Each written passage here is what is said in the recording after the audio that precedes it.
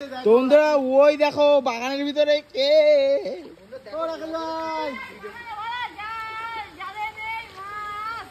জালে নেই মাছ।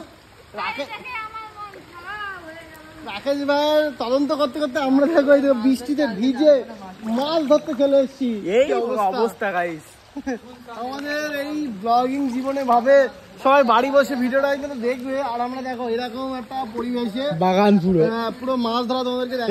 সাপ নেই তো দেখিস ভাই, শোন আজ যাই ভাই সাপ আর জোগাড় ভাই কিন্তু ভাই মাছ কই সকালে ঝেড়ে নেছো তো।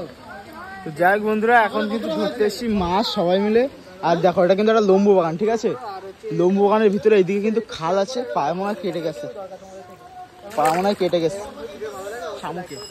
যাক বৃষ্টিও কিন্তু পড়ছে, একদম গুড়ি গুড়ি বৃষ্টি।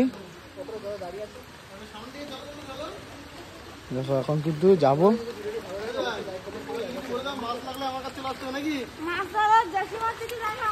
একদম একদম একদম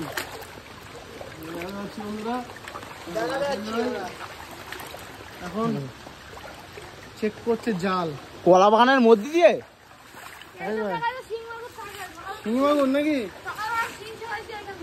ও আমাদের প্যান্টের অবস্থা তো পুরো ক্রাইসিস। আর এদিকে দেখো হাড়ির ভিতরে কিন্তু মাল আছে। চলো এই সাইড দিয়ে আমরা আগে সামনে যাই, এগিয়ে যাই।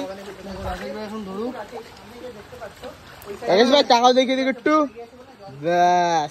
এদিকে জালটা তোলো, একটু জালটা তোলো, এদিকে তাকাও তাকাও তাকাও। চলো তো যাই বন্ধুরা, চলো কি কি মাছ পাই সবকিছু তোমার সাথে শেয়ার করবো। বৃষ্টির ভিতরে ভিজে গেছি, আর এদিকে তো প্যান্ট দেখো জল দেখবে, দেখো দেখো জল দেখো কতটা। যাই চলো বাই।